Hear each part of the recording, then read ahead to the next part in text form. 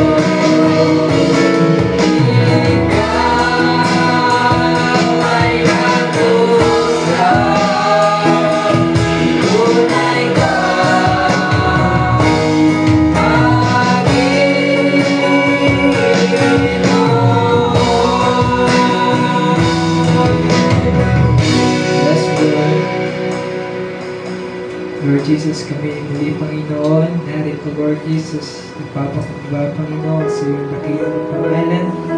Lord, pinupuri ka namin at pinagsalamatan, O Diyos, sa lahat ng iyong ginawa sa amin, Panginoon. Tunay, O Diyos, na ikaw ay naging dakila sa amin, Panginoon. Lord Jesus, sa kabila ng aming pagkukulang, ikaw, Panginoon, ang siya nagpuno sa amin. Sa kabila, O Diyos, ng aming kahinaan, ikaw, Lord, ka na naging aming kalakasan, Panginoon. Lord God, maraming salamat sa lahat ng biyaya, Panginoon.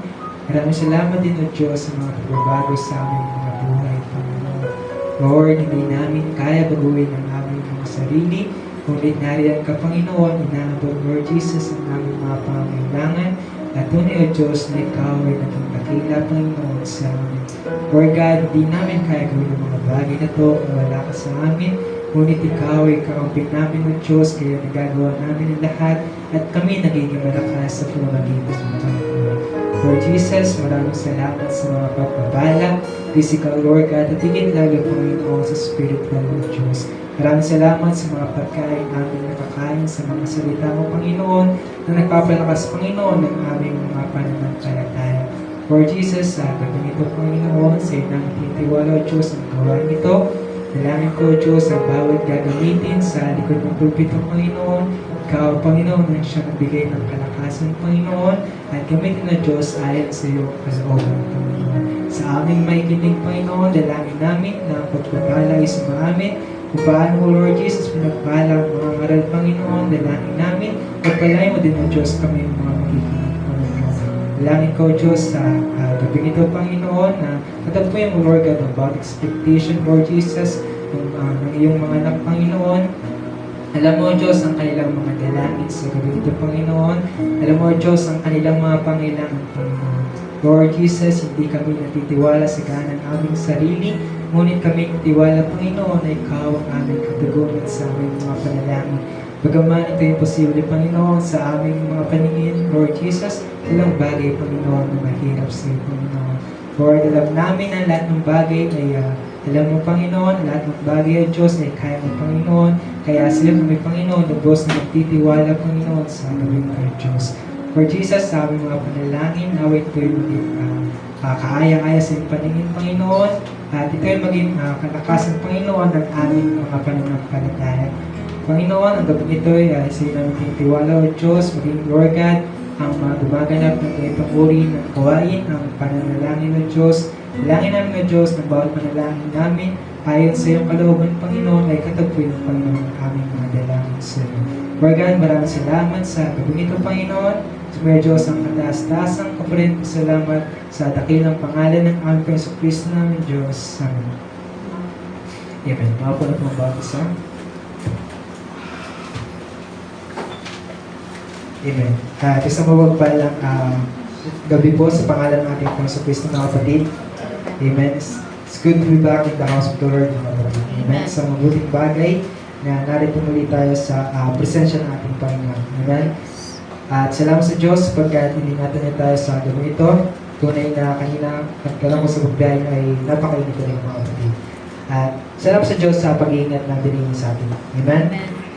At bago tayo tumako sa pag-aawitan o kung may testimony mo kayo mga kapatid, ay awit tayo sa awitin sa sabi, walang imposible sa ating Diyos.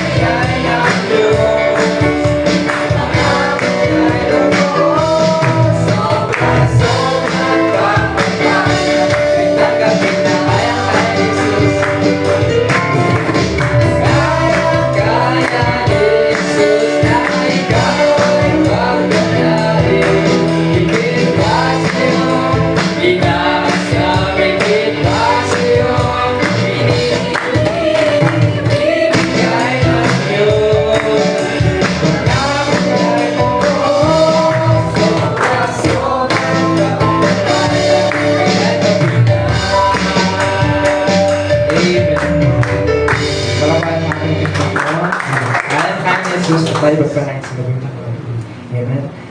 Tayo dalawa po sa pag-aalay ng witty at pag-testimony ng mga kapatid.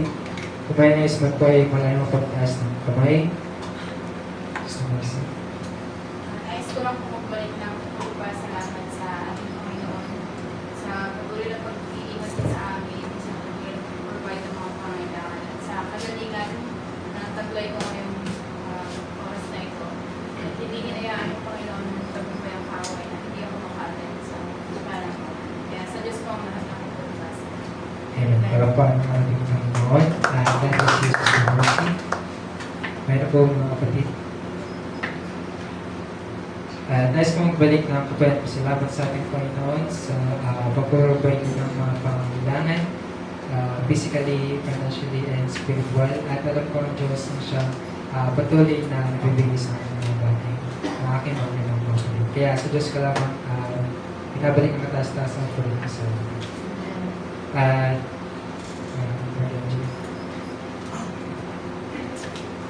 Papasalamat din po ako sa ating Panginoon sa katagunan din ng dalangin. Kung naalala niya nung linggo, diba nagpatutuwa ako about dun sa natapos na yung webinar.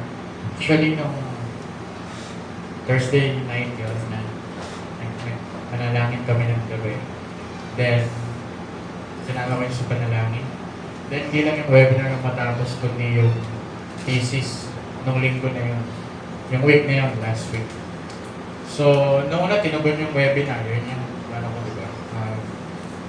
Pinasalamat ko. And then, nung pauwi na ng gabi, bago umuwi, nung pauwi na alas 8, sinek ko yung Gmail kung anong update sa thesis.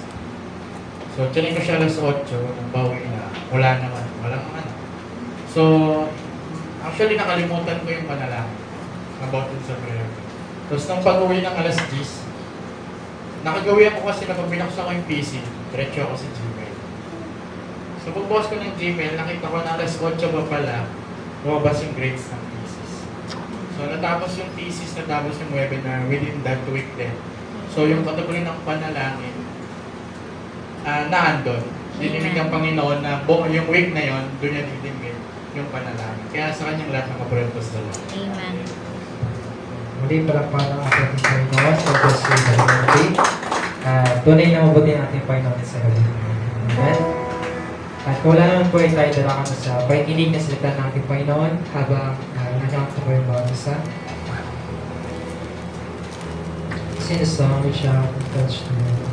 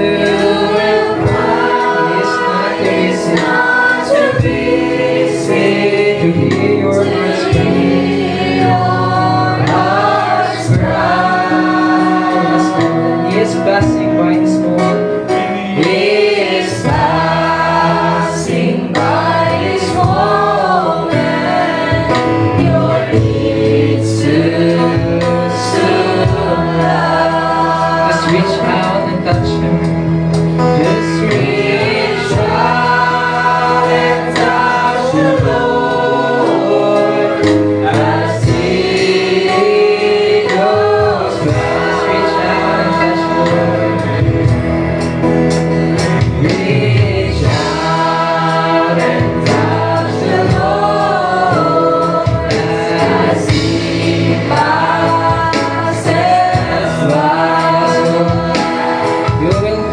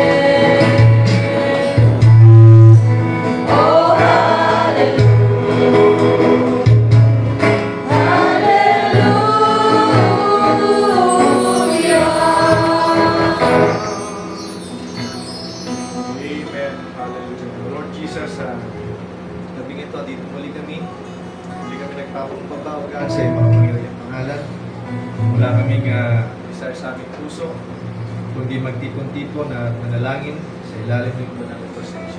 Lord, sa gabi ito, kumain mo muli kami sa aming gawain ito. Kitin o God, pagpalaan mo muli o God, at bawat isa sa amin, ikaw siya man. Pala muli sa iyong mga salita na aming tatanggapin sa gabi ito. In the mighty name for Lord Jesus Christ, we pray. Amen.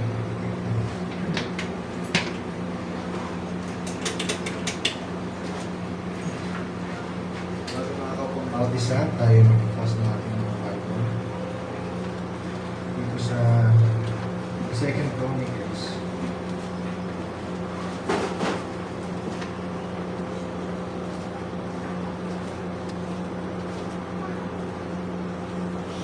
Chapter 36. 2 Chronicles chapter 36 verse 15 hanggang 16. Sabi ng Bible, "And the Lord God of their fathers sent to them by his messengers, rising up betimes and sending, because he had compassion on his people and on his dwelling place. But they mocked the messengers of God and despised his words and misused his prophets, until the wrath of the Lord arose against his people, till there was no remedy." Ang salita ng ating Panginoon sa gabi ito, wala na po mga bawat isa. Nabati ng bawat isa sa pangalan ng ating Panginoon si Kristo. Nalitayin din ako sa Baydalangina para sa panalangin muli. Ang ating pag-asa mga kapatid ang panalangin.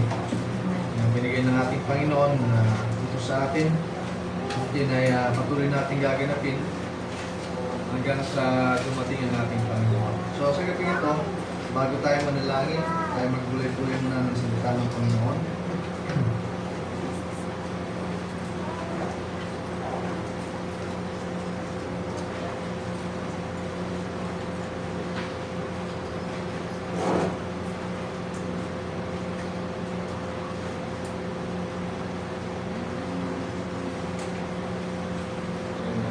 Pag-usapan natin, know the date of your visitation.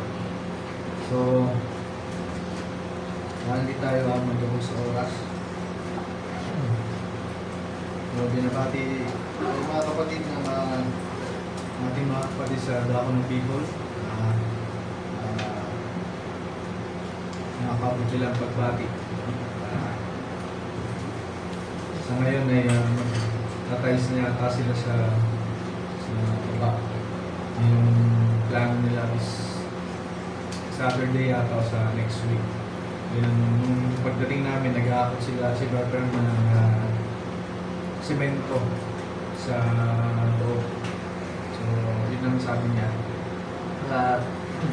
Buti na lang sabi niya, natapos na yung natapos na yung pag-akot na hindi pa nagpapatayo ng yung sa harapan, yung binababaan natin na tatayuan ng building. So doon sila naglalagay ng mga hinahakot nila papasok sa loob. Sa ngayon wala pa nakakatayo, pero pag wala namin naitayo na doon, ay nahirapan na sila maglagay-lagay doon ng mga kung ano. Sabi nga sa akin na sana huwag mo nang umulan. Kasi diba rain season na, para makapag-start na sila. So patuloy natin isama sa prayer yung bagay na yun para pag tapos natin ang gawain ay may aircon na, no? Kasi yun ang plano talaga ni Shir, magkaroon sila ng aircon. Talaga mayroon silang target na mga gagamitin at yun na lang, yung pledging na lang natin yung ating pledging na ibibigay doon para ilalang doon para magkaroon ng aircon. Kaya sabi ko sa kanila, ngayon na mainit, kasi mga naka-t-shirt lang minsan, dahil mainit nga eh. Pero sabi ko, pagdating ng meron na kayong aircon, hindi na kayo nakaganyan. Pag-ready na naman kayo ng jacket. Kasi nakikita nila tayo dito, di ba? Kahit sabi ko, kahit hindi nga preacher, nagsusot ng ganon. bakit ka mo? Hindi yung sa pagmamayabang, bakit tayo nagsusot ng ganyan.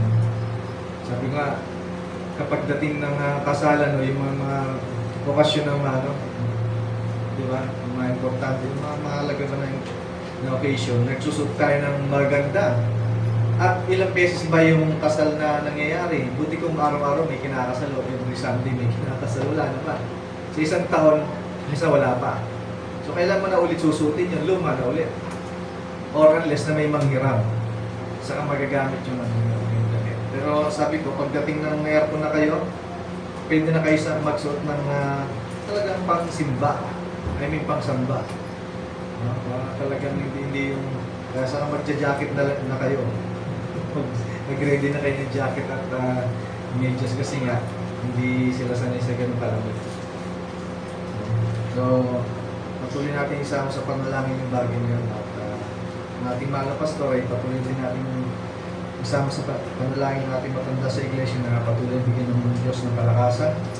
Kasi pagdating ng hapon, siyempre pagdating ng edad ay mahina na yung katawan. Kaya ganun siya. Lagi ko sinasama sa panalangin niya kasi pag wala na, mahirap na. Mahirap ang walang pastor mga kapatid. Now, dito tayo sa ating pag-usapan bago tayo manalangin.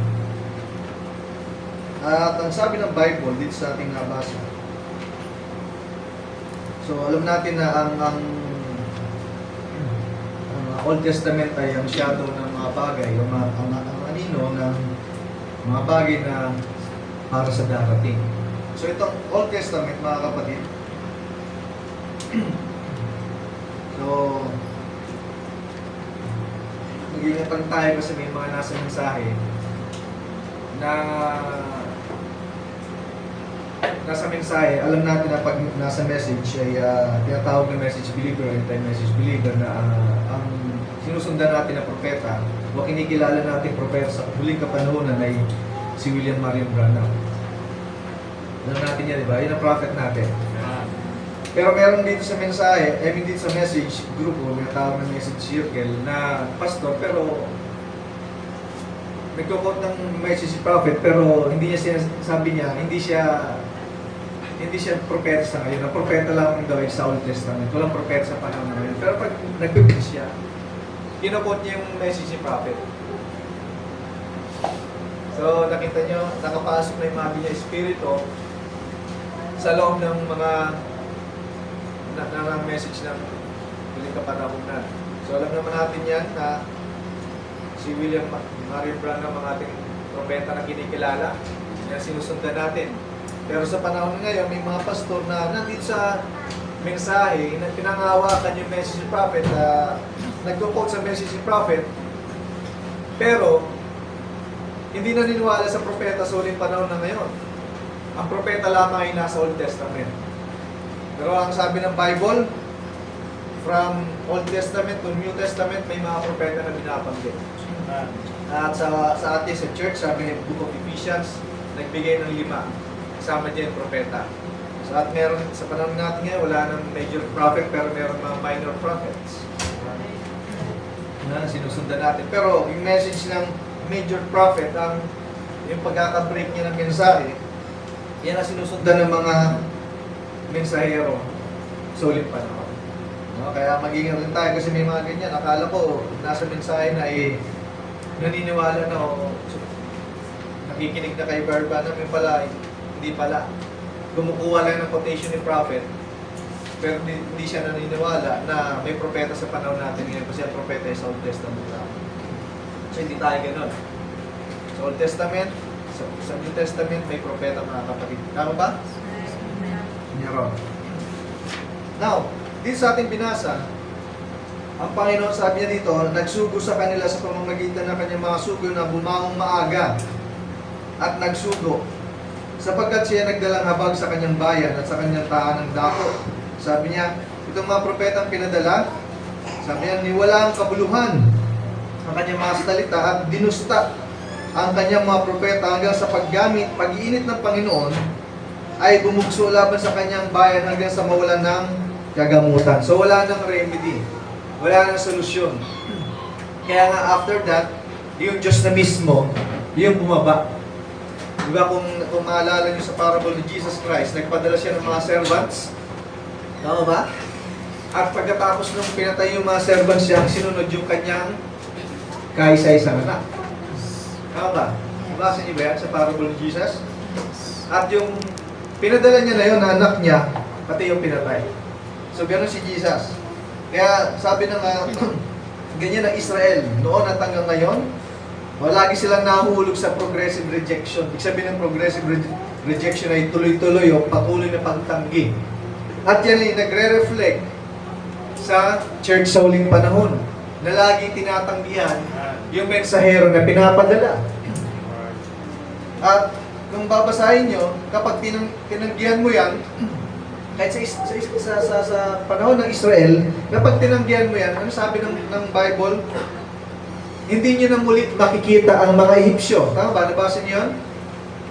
Hindi nyo nabasa? Basahin nyo lang. Exodus chapter 14 verse 13. Ye shall see no more the Egyptians.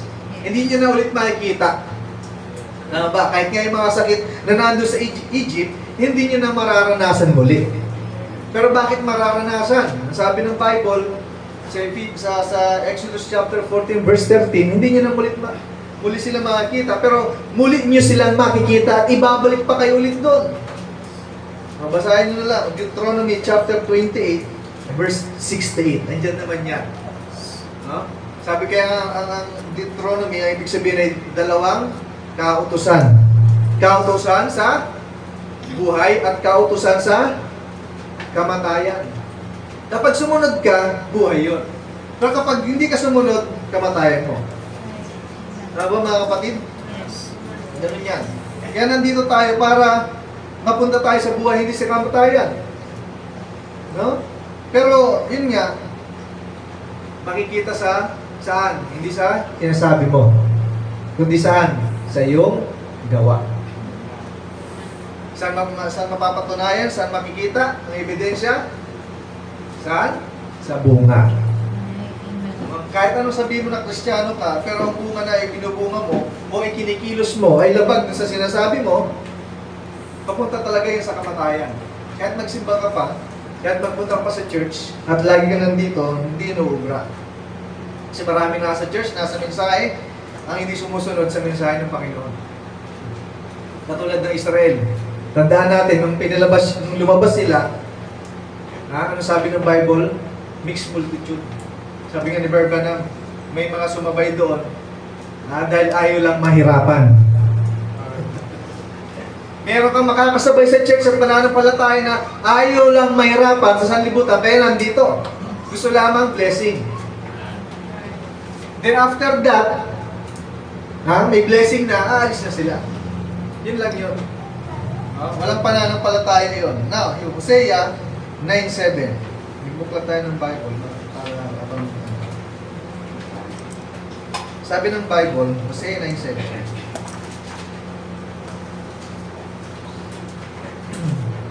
The days of visitation are come. Ang kaarawan ng pagdalaw ay dumating. Ang mga kaarawan ng kagantihan ay dumating. Malalaman ng Israel. So, nakita nyo, malalaman ng Israel yung kanyang days of visitation at days of recompense. Ganon din sa atin. Alam natin yung araw ng visitation sa atin. Alam din ng atin ang kagantihan ng Panginoon. Malalaman natin bakit may mga paunang sinasabi. Alam natin na may pag-agaw. Alam na natin bakit sinabi ng Bible, katulad sa Israel, ipinapaalam ng Diyos. Hindi pwedeng judgment muna kung walang warning. Kaya sabi ni Branham, warning then, judgment. Pinapaalam. Sabi niya, Israel shall know it, the prophet is a fool, the spiritual man is mad, for the multitude of thine iniquity and the great hatred. So nakita niya, propeta ay mangmang. Propeta pero naging mangmang. Bakit? Hindi nakilala ang pagdating ng ng pagdalaw o visitation. Hindi rin nalaman ng kaarawan ng kagantihan. Kaya sabi niya, ang propeta ay mangmang, ang lalaki na may espiritu ay full or ulul dahil sa karamihan ng iyong kasamaan at sapagkat ang pot ay malaki. So, nakita nyo, ang kasamaan marami, ang pot ay malaki, kaya nga ang mga propeta ay naging mangmang. Hindi na alam yung pagdating ng pagdalaw ng Diyos. Dito sa Isaiah 30, 10 to 11.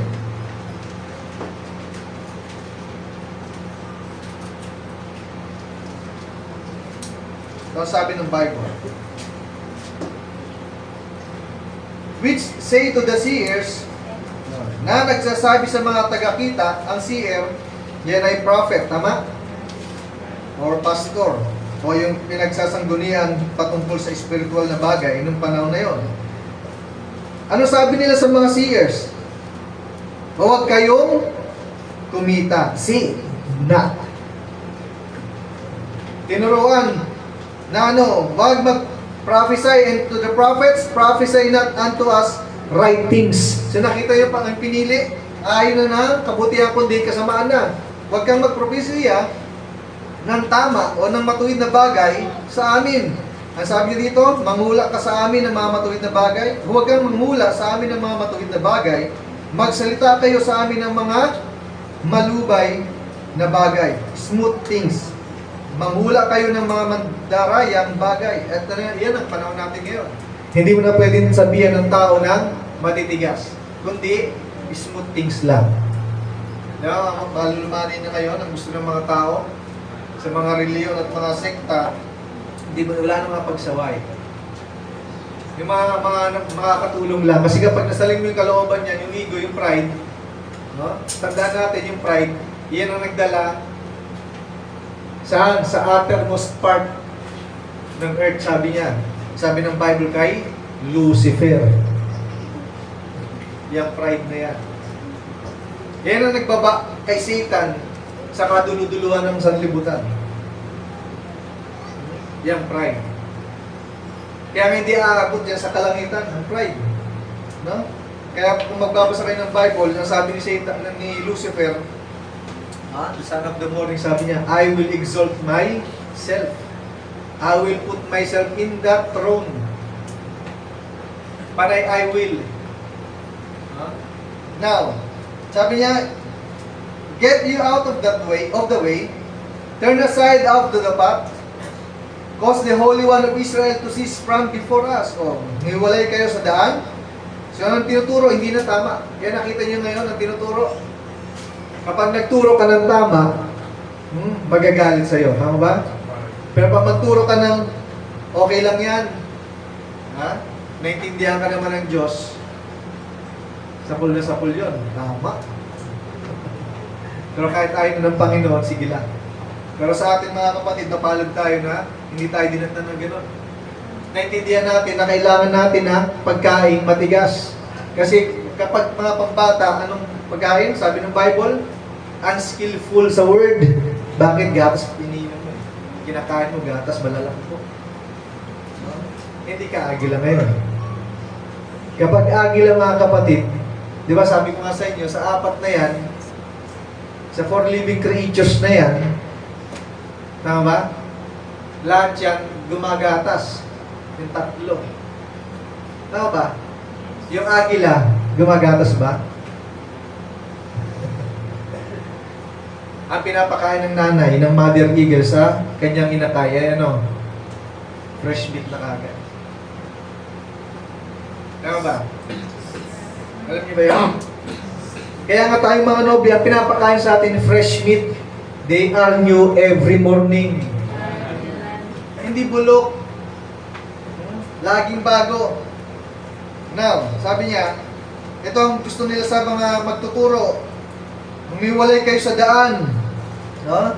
Lumihis kayo sa landas. Papaglikatin ninyo ang banal ng Israel sa harap namin. So nakita niyo, cause the Holy One of Israel to cease from before us. Kaya tumatagal ang Panginoon na dumating. Now, 1 Kings 19:10.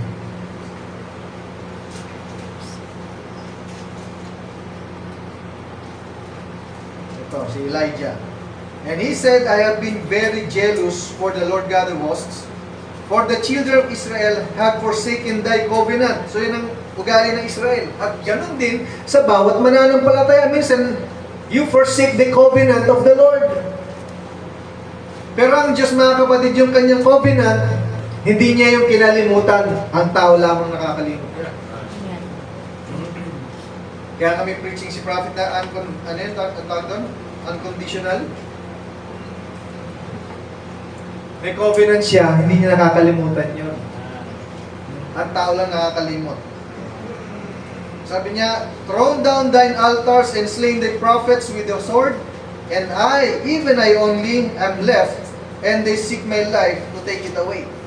So nakita niyo si Elijah, napakatapang na propeta ng Diyos, pero nangyari sa kanyang bagay nito. At kahit si Moises, sa Acts chapter 7,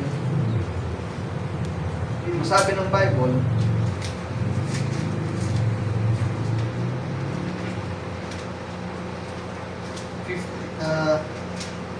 sa 35 muna tayo.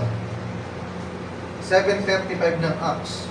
Sabi niya dito, this Moses whom they refused. So, ang character ni Moises, sabi ng Bible, Moses is meek. Pero Moses, they refused. Napakabait na ni Moises, mga kapatid. Pero tinanggihan pa. Kaya palang tao, mga kapatid, kahit anong bait mo, kahit anong tapang mo, kapag tatanggihan ka talaga. Pwede mong tanggihan ang tao, sabi ni prophet, pero kapag Diyos ang tinanggihan mo, hindi na napapalagpas ng Diyos yun. Tandaan natin, ang sabi ni Jesus Christ sa kanyang mga salita sa Book of John, ang hindi tumanggap sa kanyang inutusan o kanyang sinugo, hindi mo tinanggap din yung nagsugo. Nung dumating yung salita ng Panginoon sa iyo, kung evangelist ang tinawag, o ang ginamit ng Panginoon para sa iyo, tinanggap mo yung evangelist na nagdala sa iyo ng word. Tama ba?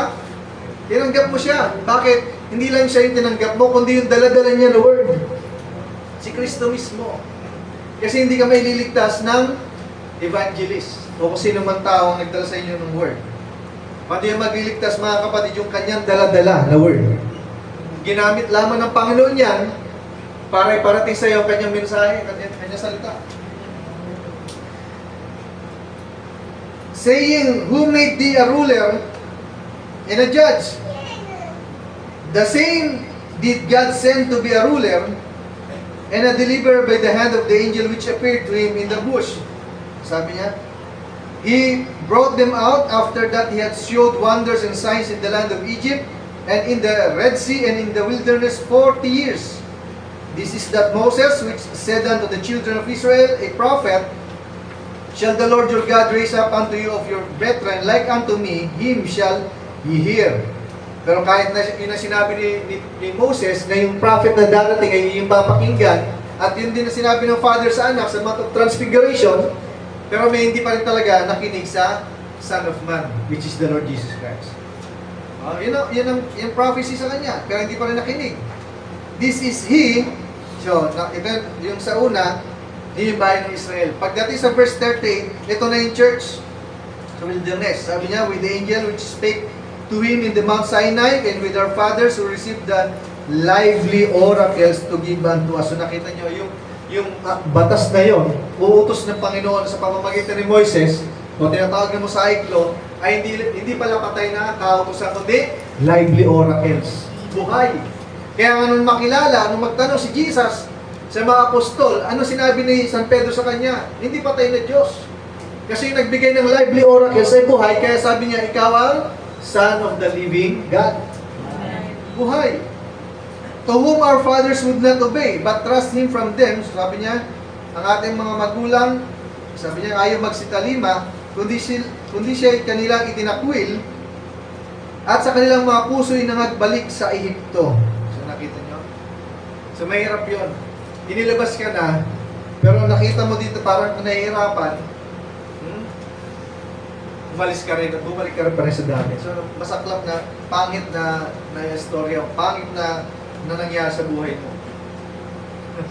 Now, Sabi niya dito pa rin sa verse 51. Sabi niya, ito pala yung mga yan, kaya pala ganun. Ye stiff-neck. Sino pa yung matitigas ang ulo at di tuli ang puso at mga tainga. So nakita nyo, hindi lang pala uncircumcised heart, kundi pati pala yung tainga o yung heart, sabi niya, yung tainga. Yung sa ibang talata, mababasa nyo dyan, pati yung mga labi, katulad ni Moises. May mga ganyan uncircumcised lips. No? Kayo laging nagsisisalangsang sa Espiritu Santo. Kung ano ang ginawa ng inyong mga magulang ay gayon din naman ang ginagawa ninyo alin sa mga propeta ang hindi pinag-usig ng inyong mga magulang. At kanilang pinatay ang nangagpayag ng una ng pagdating ng matuwid na ito, na sa kanya'y kayo ngayon ay nangaging mga tagapagkanulo at mamamatay tao. So yun palang ginawa nila sa propeta. No? Nagpadala ang Panginoon ng mensahero, papatayin yung mensahero. Papadala ng propeta, papatayin din yung propeta. Yan anong ginawa nila? O ano sabi ng Panginoon sa kanila? Betrayers and murderers. So nawa, wala sa ating ganito. Ha? Nawa, tinanggap talaga natin ang totoo. Sabi niya dito, yung the just one. Kasi mahirap na nagsasalita ka, pero pinipersecute mo na pala ang mga mananampalataya ni Kristo.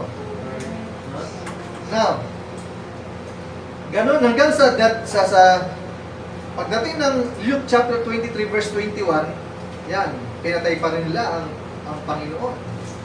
23:21. Yan. Sabi niya, ano sabi kay Jesus? They cried saying, crucify him, crucify him. Yan ang ginawa. Now, hanggang sa chapter 2 ng Acts, mapapansin nyo, sa verse 13, ito pa. Ito ang sabi ng Bible. Others mocking said, these men are full of new wine. So nung napuspos sila ng Espiritu Santo sa Day of Pentecost, ano sabi doon sa mga likod ng Panginoon? Sila ay nanglilibak na nagsasabi sila ay puno ng bagong alak, kaya mga lasing na. Pero ang sabi ni San Pedro, no, nandun, sabi niya, hindi nyo kasi nalalaman ang kasulatan na ito yung sinasabi ng Book of Joel. Na ilalagay niya, magbibigay siya ng kanyang espiritu sa bawat tao. At now tayo nagkamit ng espiritu ng ating Panginoon. Kaya pag may espiritu ka ng Panginoon, kakatawa ka sa sanglibutan. Kasi iba yung ginagawa mo kaysa sa kanila. Pero hindi ka kakatawa sa kanila, maparehas kayo. Now, sabi na dito, this was not ignorance. Hindi yung pagka-ignorante. Ang tawag yan ng Bible, sabi ni San Pablo, it was a spiritual blindness. Spiritual na pagkabulag. At ang ginawa nga ni Jesus yan sa ganyan, niyak ni Jesus, di ba? Niyak si Jesus nung pagpasok niya sa Jerusalem. Luke chapter 19 verse 41 to 44, andyan yan.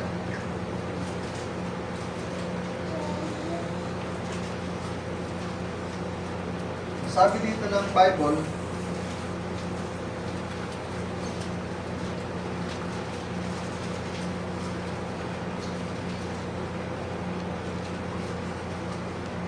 and when he was come near, he beheld the city and wept over it.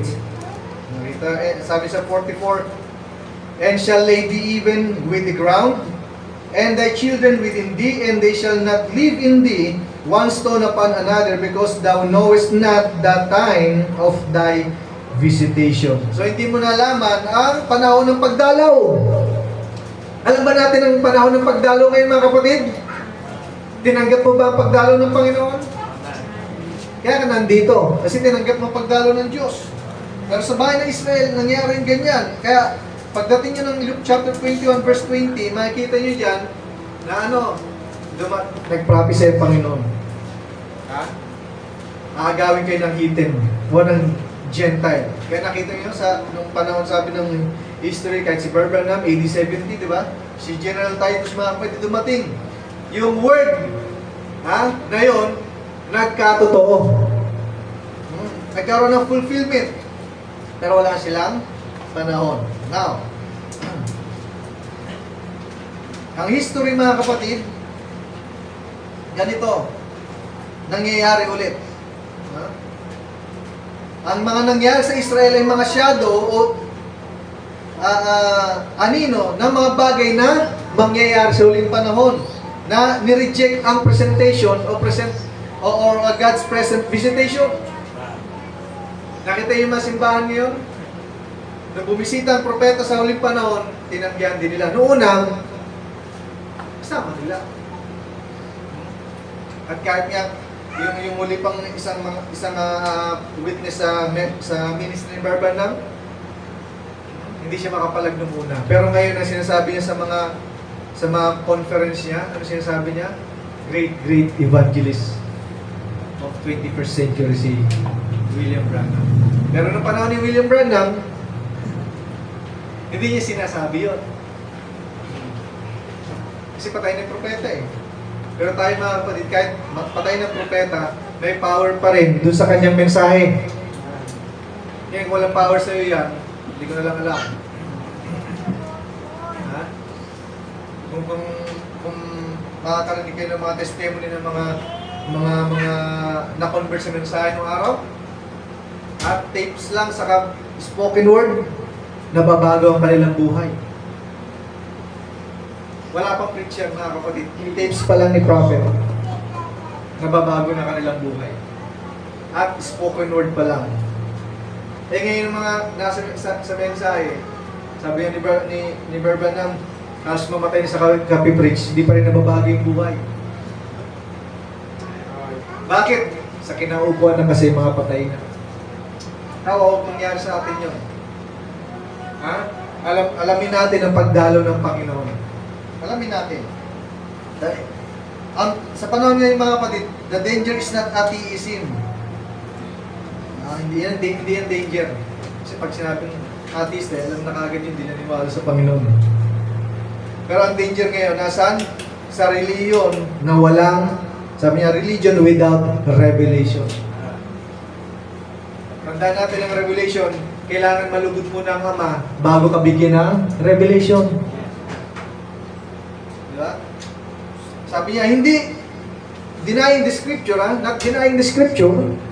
Di nila dinideny scripture, bakit ginagamit ng scripture? Pero sabi niya, ang na-miss nila, it's fulfillment. Kasi dumating na yung Revelation chapter 10 verse 7, na-miss nila yung fulfillment na yun. Yan nakita yung mga religion, naligaw-ligaw. Diba? They had Moses and missed Christ.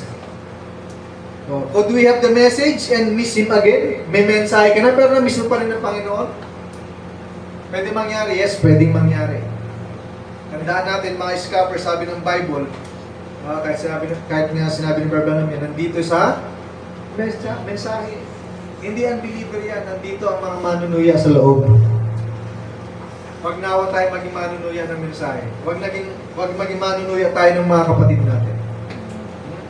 Now, ito sabi ng mga propeta, mga kapatid.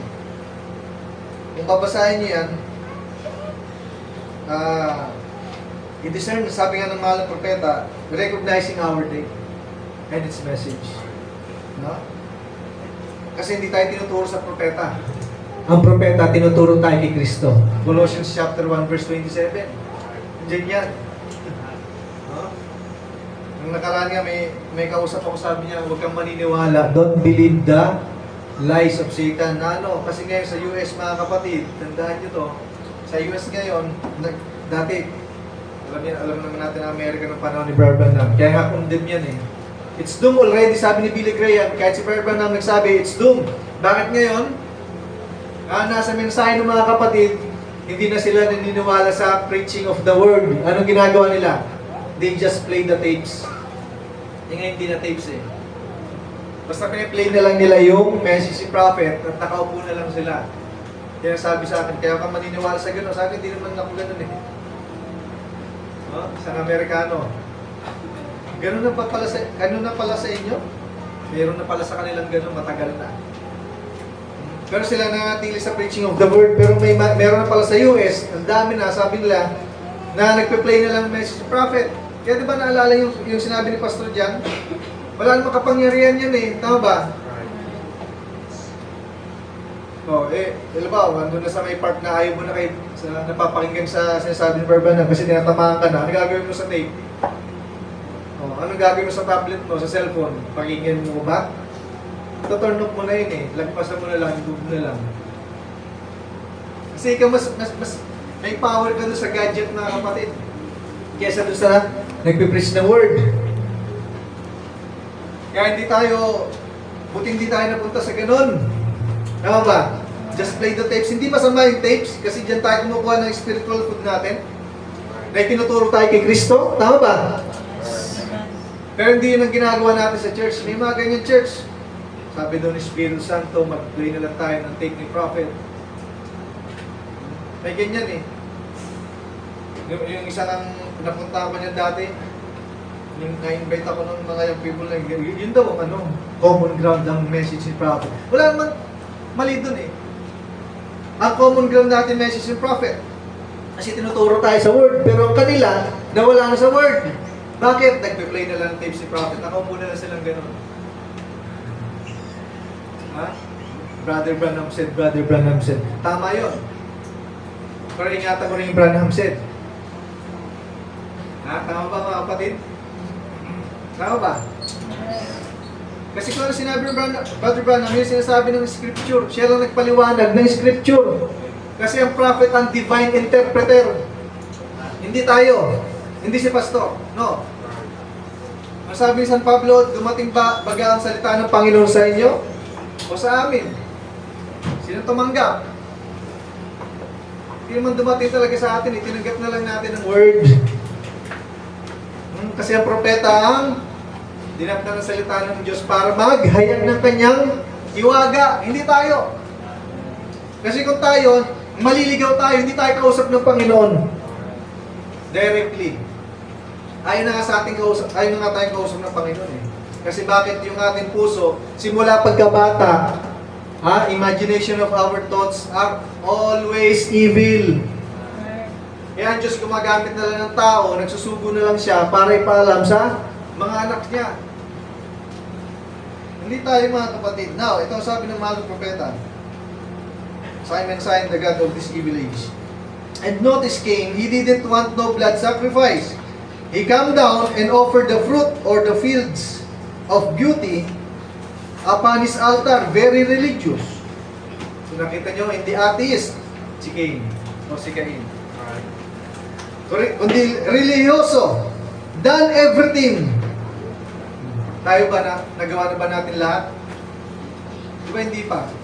Talo tayo ni Cain. Done everything. Just exactly like Abel done. Kung anong ginawa ni Abel, ginawa rin ni Cain. Nung nag-alay si Abel, nag-alay din si Cain. Nung nakipagharap sa Panginoon si Abel, ganun din si Cain. Tama ba? Sabi niya, offered a sacrifice, fell down before God in worship. Obedient in every way. Nakita niyo? In every way, obedient. Hindi tayo nga, makapalpak pa tayo dyan. Tama ba? Hindi tayo obedient in every way. Tama ba?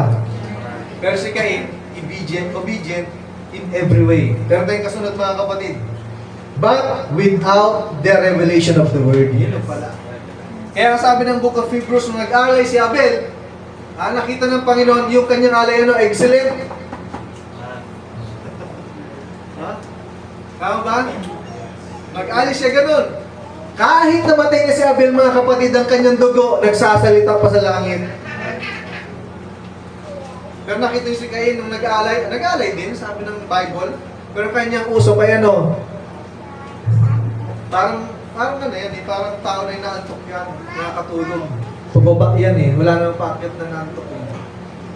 Di ba, pababa yung mata mo eh. Hindi na pa, walang naantok na talaga. Tulala nga yan. Kaya sabi ko nga sa inyo eh.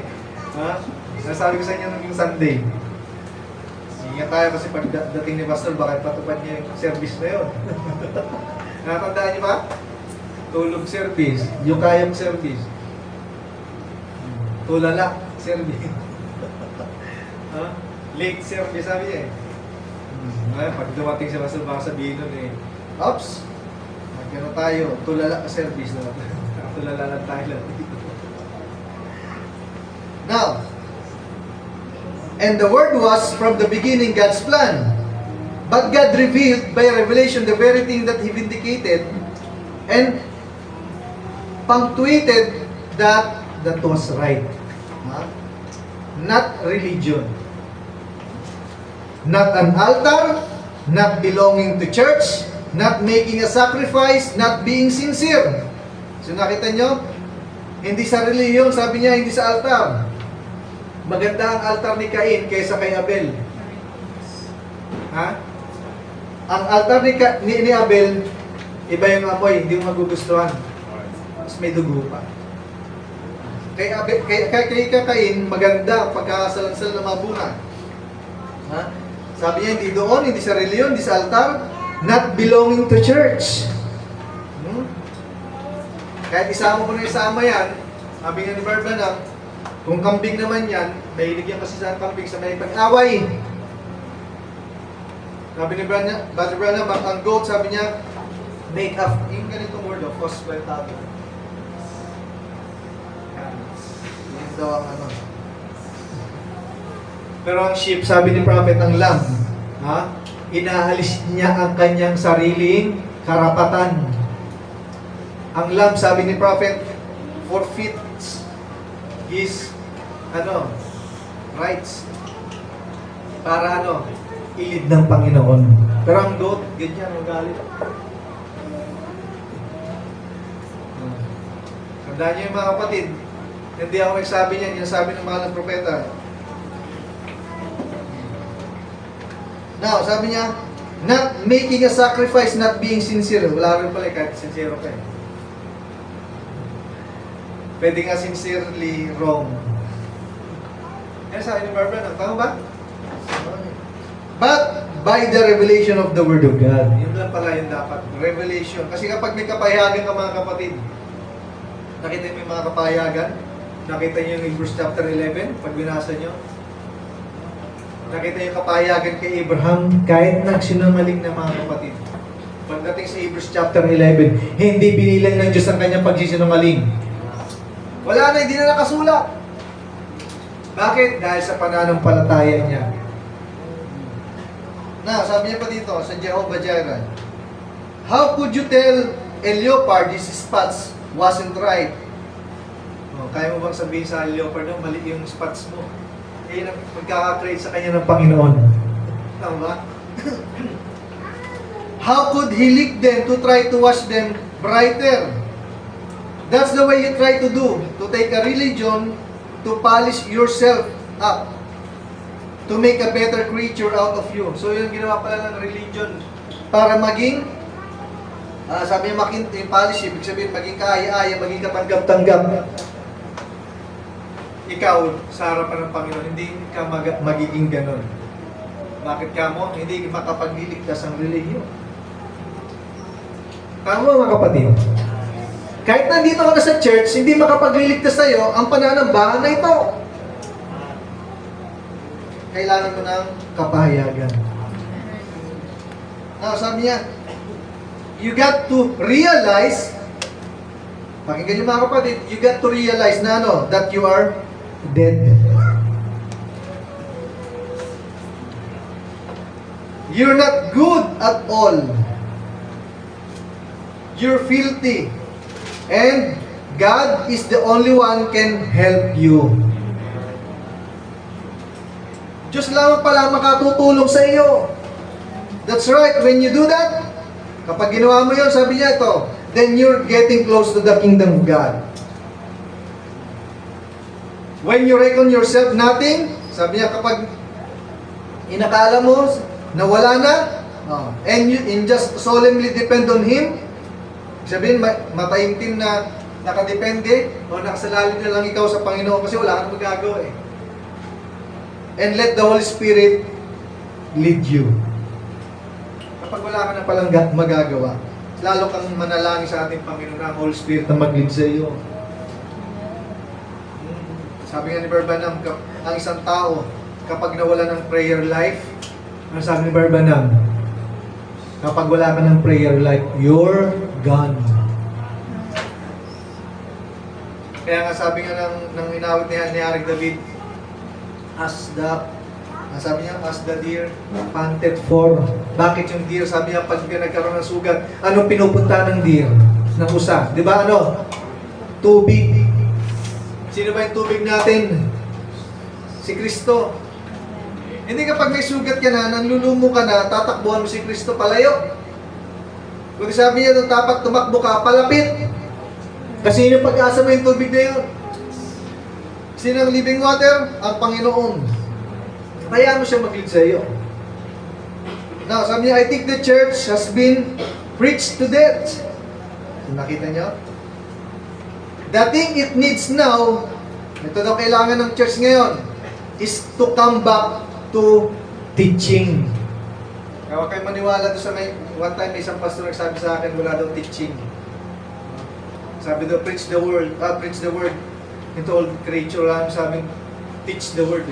Wala naman talaga, hindi nyo mababasa teach the word. Tama ba? May nabasa ba kayong teach the word into all creature?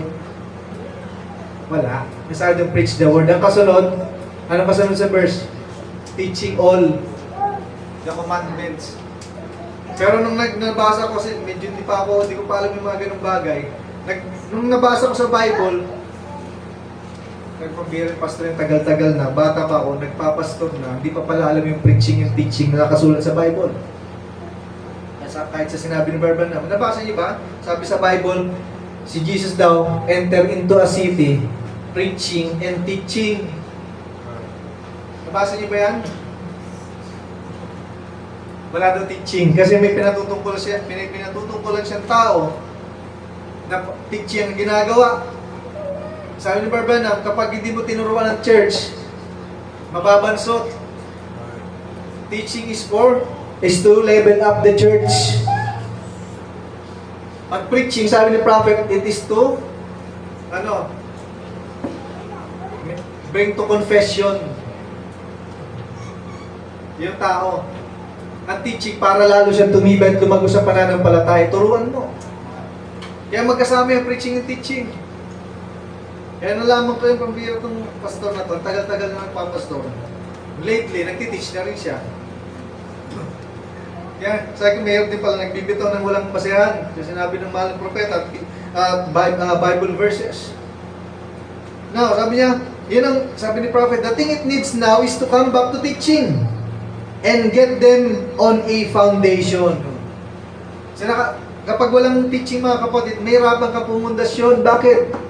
Wala magtuturo sa'yo ng tama o mali eh. Napakarami pa natin hindi alam. Nakita niyo yung bahay ni Israel mga kapatid. Sabi ng prophet, hindi nila na-conquer lahat. Bakit? Nanatili na lang kasi sila kung saan sila nakatayo. There's so much land to possess, sabi ni prophet. Ang dami pa dapat. Marami pa tayo eh. Sabi nga ni prophet, may mga untapped resources pa tayo. Hindi pa natin nagagalaw. Kaya sabi ni prophet, ask big things. Ha? Hindi daw nauubusan ng love and mercy ang Panginoon. Diba, lagi tayong tumatawag sa Panginoon, di ba? Araw-araw, gabi-gabi. Hindi nauubusan ng Diyos. Now, sabi niya, so you'll know how to build yourself up in Christ. So yun pala, kapag mayroong teaching, may pagtuturo, magkakaroon ka ng foundation, sabi niya, at malalaman mo kung paano maitayo ang iyong sarili kay Kristo. Alam na ba natin paano tumayo kay Kristo? Ba't tinuturuan tayo unti-unti? Kahit nga unti-unti pagtuturo, kapag ginabutan ka talaga ng katamlayan sa pananampalataya, hindi ka matututo. And we're built upon nothing but Christ. Tama ba? Mga kapatid, we are built upon nothing but Christ. The revelation of Jesus Christ. That's the only thing that we can do. In Him, you are complete. Tama ba mga kapatid? Kay Jesus complete tayo. O hindi ka kompleto? Nasa sa'yo na yan. Kay Kristo kompleto tayo. Without Him, you're lost. Kaya nakita niyo yung isang tao kapag ganyan, kapag wala si Kristo. Di ba kawawa? Nawawala sa sarili, nawawala sa pananampalataya, nawawala sa church. Kasi ang kukumpleto sa atin, hindi ang katabi mo, hindi mananampalataya, kundi si Kristo ang kukumpleto sa iyo. Huwag mo sabihin, kumpleto ka na. Kahit wala si Kristo, no? Ha? Nakita niyo yung si John Lennon, di ba? Mas higit pa daw sila sa Panginoon. Tama ba? O anong pagkatapos nun? Hindi pwedeng masigit tayo sa Panginoon eh. Si John Lennon pa lang yun eh. Eh lalo na si Lucifer nung sinabi niya yan. Sabi niya, pupunta ako sa North. Doon ako magtatayo ng aking kingdom. O anong ginawa ng Panginoon? Binaba siya sa kaduluduluhan na ako.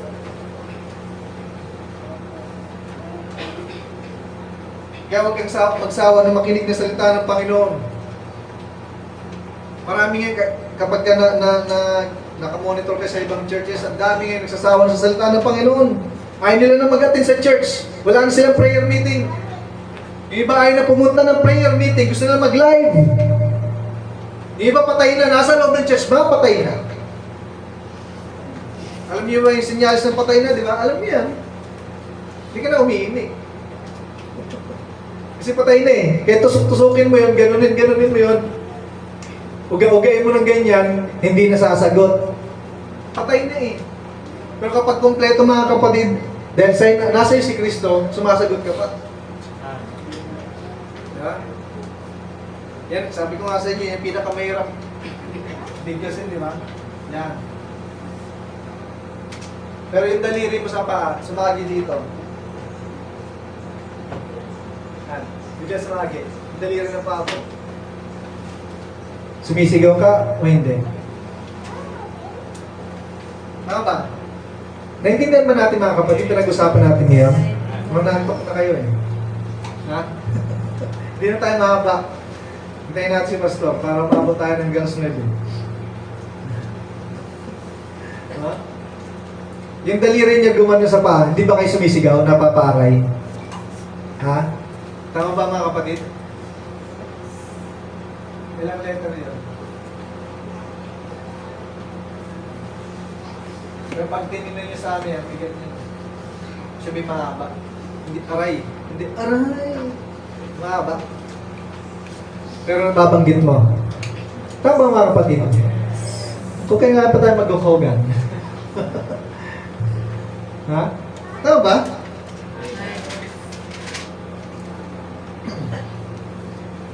Sabi niya, without Him, you're lost. There's not a way in the world for you to be saved. Huwag mo sabihin makakaligtas ka. No.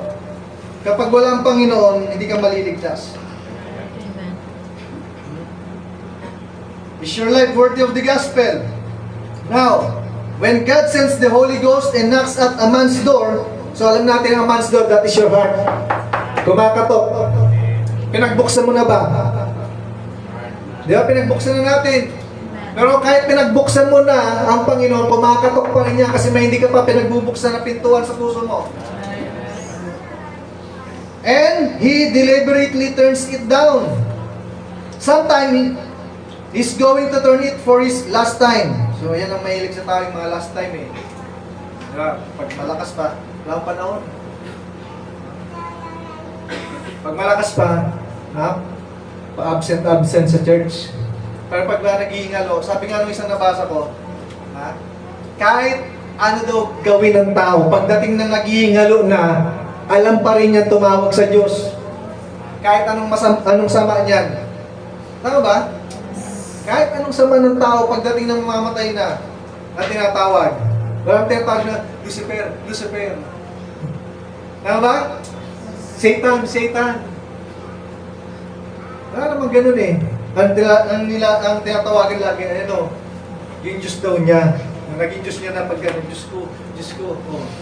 Wala naman sinabing, oy, yung Diyos mo, yung Diyos mo. Wala naman eh. Sinasabi niya pag namamatay na, nag-iingalo na, Diyos ko, Diyos ko. Kapag na, di ba, yung mga barko na malapit na lumubog, ano sinasabi? Diyos ko, Diyos ko. Diyos Diyos niya na daw. Pero pag buhay pa at malakas, hindi pa niya Diyos. Kahit ano daw gawin ng tao, sabi nung nakita ko, sabi niya, tama naman, sinabi rin ni prophet yan eh. Nung nagbabasa kayo yung mensahe ng propeta, tumatawag pala talaga ang tao sa Diyos kapag sa last time na niya. Pag malapit na. Pero pag hindi pa malapit, wala mo ng Diyos. Tao ba? Ibang Diyos muna. Extra Diyos. Yan muna yan. Sige, extra Diyos. Meron na kilala ganyan eh.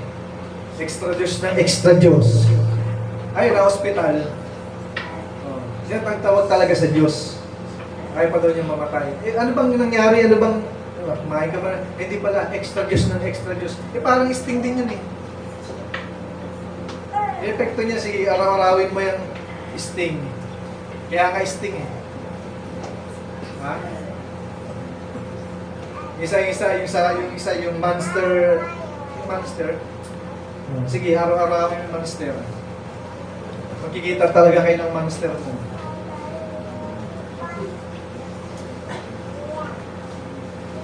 Araw-arawin yung alak. Araw-araw si San Miguel. Ang problema, hindi nga kayo nakita ni San Miguel. Sa iba pala dako si San Miguel. Si Lucifer pala yung... Diba? Kaya nga pagkawala yung mga ating Panginoon sa mga bagay na yan, ako, hindi mo overcome yan. Now, he's going to turn it for his last time and then you won't be a privileged character. You can sit in a church and listen to the gospel and agree with the gospel. Pwede ka palang umupo dyan at magsabi ng amen. You can agree with the gospel. Ay, di na ako mag-amen. Baka hindi halata. Ganun din yun. Kalimutan niyo na naman yung ating preaching ng linggo eh. Tama? Ano sabi doon sa communion natin na topic, sa marriage? Ano sa ano yan?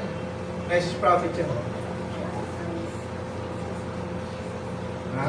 Pag hindi ka nagkomunyon, at kapag, nagkukomunyon ka naman na may mali. Parehas.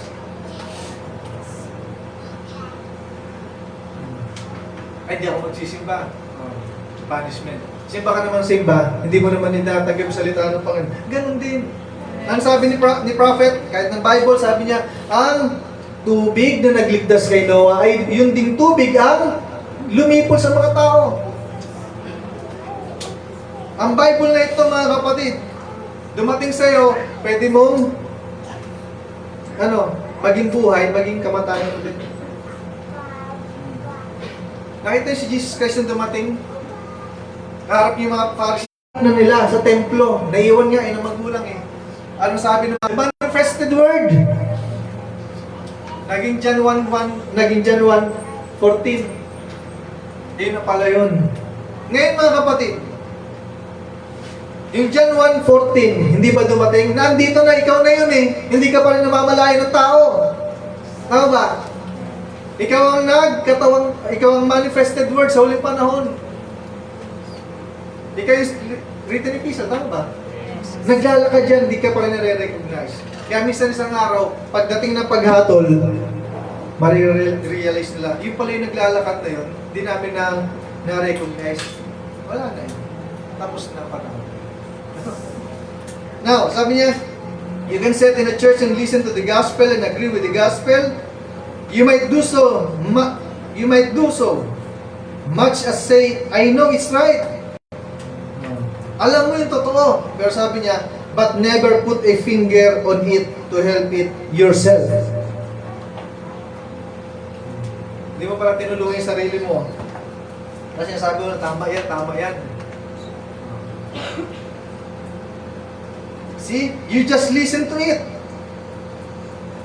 Nakinig ka lang. Pero hindi mo ginagawa. Because you say, I believe it's right. That's just sympathizing with it. Nakikisimpatya ka lang pala. At ayaw ng Diyos nang nakikisimpatya lang. Alam niyo yung ibig sabihin ng simpatya, di ba? Di ba? Pag may namatay, condolence. Yun lang yan, simpatya. Kaya hindi ka naman pumunta eh. Condolence ka naman. Nagkikisimpatya ako sa iyo. Nakikiramay ako. Ganun lang. I believe that's $18,000. I could say, sabi niya ganun, that don't mean I got it. See, I could say that's good cold water, but refuse to drink it. You know what I mean? Ay, malamig na tubig yan. Pero hindi mo naman ininom. Maganda yung salita ng Panginoon, pero hindi mo na ako susunod, hindi ko pa kaya.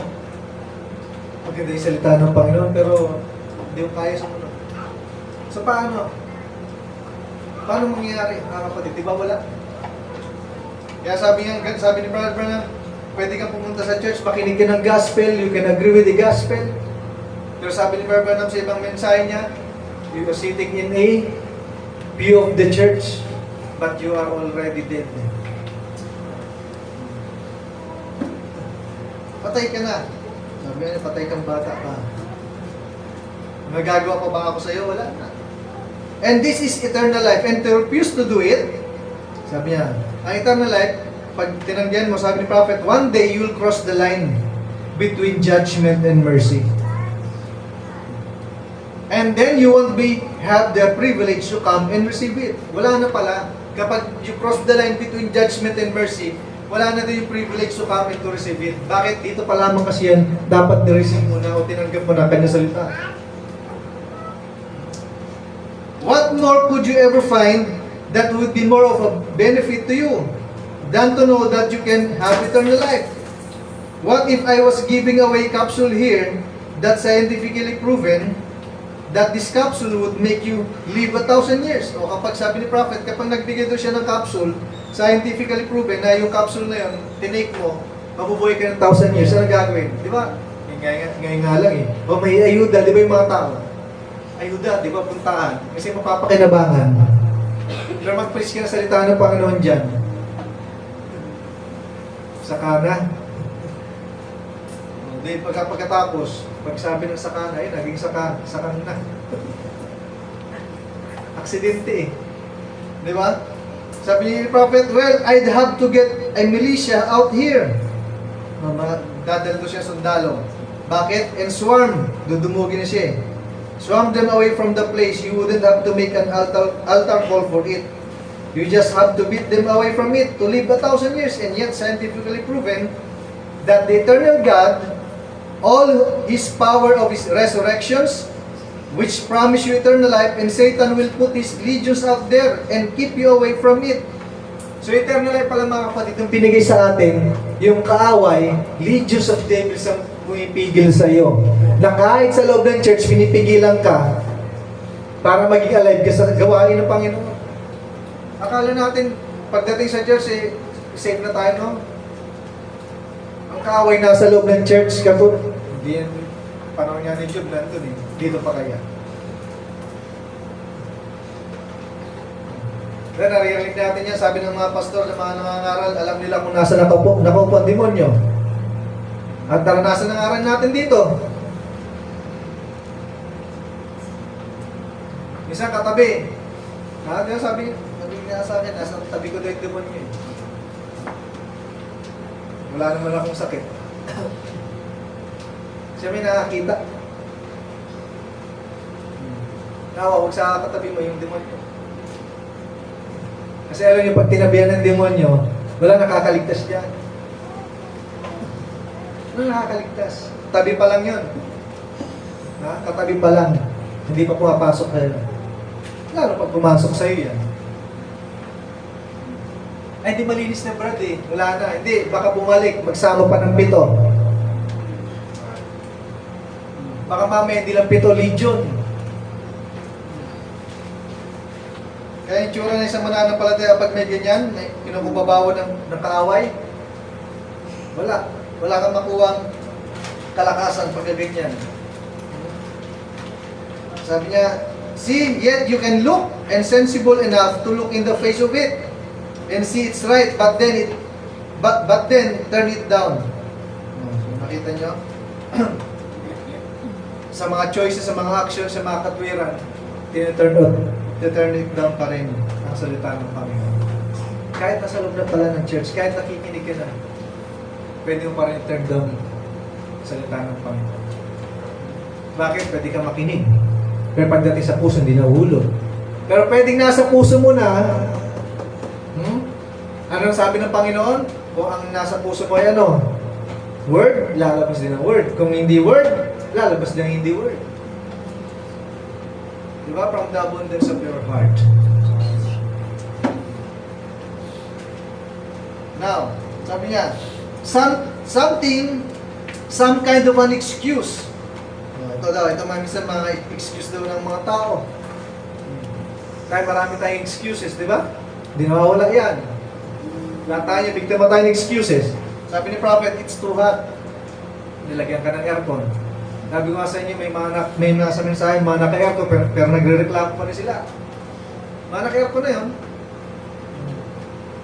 Ang reklamo naman din nila nakakatulog. Pag tinanggal mo yung aircon, nakatulog pa rin eh. Walang tinamaan. May reklamo eh. Mainit. Reklamo. Pag pinalamig mo, may reklamo pa rin. Sabi ng Panginoon, saan ako lalagay? Ha? Tama ba mga kapatid? Nagpadala ang Panginoon ng propeta, sabi ng Bible. Hindi na pa nakinggan. Lahat ng, pati awit, pinadala. Pati yung batas, pinadala. Lahat. Pero may reason pa rin sa Panginoon. Sabi ni Prophet, ito, panggan nyo. Lahat tayo ganito rin. Kahit hindi dito, kahit sa ibang church, meron nga rin dito eh. Hindi na natin. Ito daw ang sabi ng mga propeta. It's too hot. I'm tired. I'm too tired. I will tomorrow. Kaya may hindi umatin minsan sa gawain. Pagod na ako. May mga ganyan kami nakasama eh. Asan si ano brother ganito? Hindi ko alam, nasa bahay lang eh. Sabi ng nanay, ano, sa bahay, hindi na ako mimik. Sa bahay lang daw. Kasi hindi ko naman, bahay naman nila yun. Nung nagkatanungan na, sabi nung nanay, nasa bahay lang. Sabi ko nga sa inyo eh, may kasama kaming young people, linggo-linggo. So, wala na naman. Punta natin, punta kami. Pagdating namin, sabi ng nanay, hindi tahimik-tahimik, hindi ako sa atin. Pero alam ng Diyos ang aking puso. Ano ang aking puso? Ganun pa siya. Sabi ng nanay, huwag ka maniwala dyan, Brad. Nagtinda lang ng isda yan kanina. Binuking ng nanay. Nagbigay ang Diyos ng pagkakataon, mga kapatid, huwag mong sayangin. Kasi sabi ni Prophet, kapag nangyari sa'yo yan, huli ng lahat. Makakahabol ka pa ba? Pwede ka ba? Sa trip na yan, pwede pa eh. Dito sa lupa. No? Ipa-rebook mo yung ticket mo. Ano ba? Reschedule mo yung ticket mo. Sa Diyos, hindi mo pwedeng reschedule ang rapture. Lord, naiwan ako pwedeng reschedule ang rapture. May nabasa ba kayo sa Bible na gano'n? Lord, balikin mo nga yung twinkling ng eye namin para makasama ako. Ano ba? In the twinkling of an eye, hindi mo pwede ibalik. Lord, ibalik mo. Yung pag-antok mo din sa church, may babalik mo pa yun. Pero yung twinkling ng Panginoon, hindi naman ako. Sabi nga ni Prophet, it's later than you think. Wala na, naiwan ka na. Sabi ni Prophet, just some kind of an excuse. That's all they do. By rejecting the day of visitation. It separates you from God. So nakita nyo kapag ni-reject mo, tinanggihan mo ang araw ng pagbisita sa iyo, pagdalo sa iyo ng Panginoon. Sabi niya gano'n, ito yung magpapahiwalay sa iyo sa Panginoon. Kaya huwag natin sayangin ang pagdalo ng Panginoon. So dinalo na tayo ngayon, huwag natin sayangin. Kung ngayon yung pananalangin natin, huwag mo na sayangin.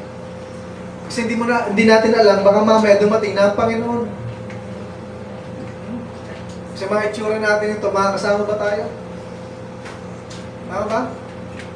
Tandaan natin, ang hanapin ng Panginoon, hindi magandang damit, hindi magandang mukha, hanapin ng Panginoon yung pananampalataya na ibinigay sa iyo. Naingatan mo ba siya? Kasi hindi pananampalataya natin. Hindi mo pananampalataya, kundi pananampalataya ng Diyos na ibinigay sa iyo. So hindi mo naingatan yan, naiwaglit mo, nawalan ka ng panahon dyan, lagi kang pagod, lagi kang kung ano pinagagawa mo sa buhay, hindi reason sa Panginoon. Bakit? Yung pananampalataya na yan, mga kapatid, hindi yan basta-bastang pananampalataya, kundi pananampalataya ng Diyos sa iyo. At yung pananampalataya na yun, mga kapatid, masigla yun. May kalakasan yun.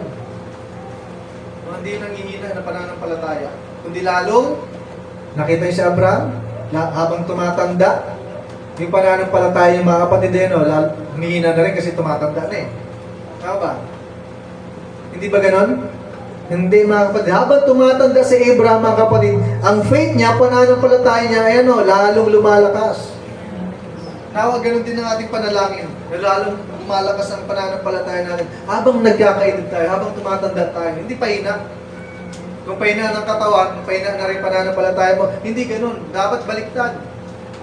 Lalong lumalakas sa pananampalataya. Tama ba, mga kapatid? Hindi hina. Sa gabi ito, salamat sa ating Panginoon sa kanyang salita. At bago tayo manalangin, awitin natin ang Christ is the answer.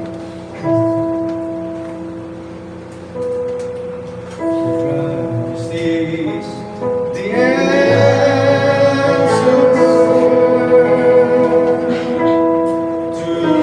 all my longing. Christ is the answer to all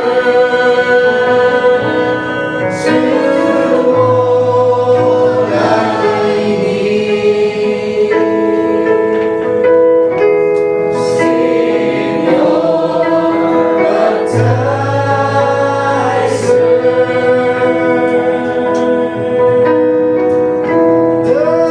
the great physician. Oh, hallelujah.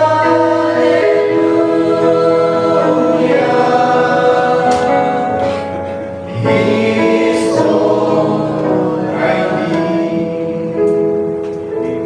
Kung wala tayong prayer request, mga kapatid na babasahin, patuloy natin isama sa panalangin yung ating mga preachers. Ang Diyos ang patuloy na mag-ingat sa kanila at ang Diyos ang patuloy na gumabay sa kanila sa pananampalataya. So sa gabi ito tayo muling lulod sa ating Diyos. Tayo manalangin.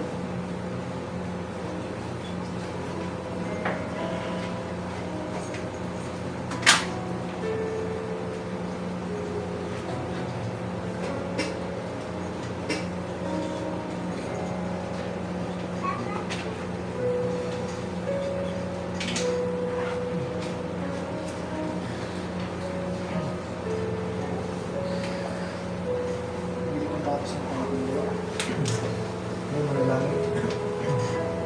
Lord God, sa muling ito, kami patuloy nagpapasalamat sa iyong kabutihan sa amin at pinakilaan. Nawang bawat salita mo, God, dahil mahulog sa aming mga puso. At tawa ito'y patuloy na magpalago sa aming mga pananampalataya. Nalangin ko, Lord God, na bawat isa aming may patuloy magpatnubayan na, Lord God, sa aming pag-ipagbaka sa pananampalataya ito, God. Nawa, nakita mo, Lord Jesus, na maingatan namin ang pananampalataya na pinagkalaw mo sa amin. Lord, patuloy mo kaming patnubayan at ang banal na Espiritu Santo ang siyang patuloy na mag-guide sa amin sa lahat ng bagay at patuloy mo kaming turuan at patuloy mo kaming tulungan sa panaraw-araw ng buhay. Lord, sa gabi ito, sa kami nagtataas ng aming papuri at pasalamat sa tanging pangalan ni Jesus Cristo ng aming Diyos at Panginoon. Amen. Amen. Jesus.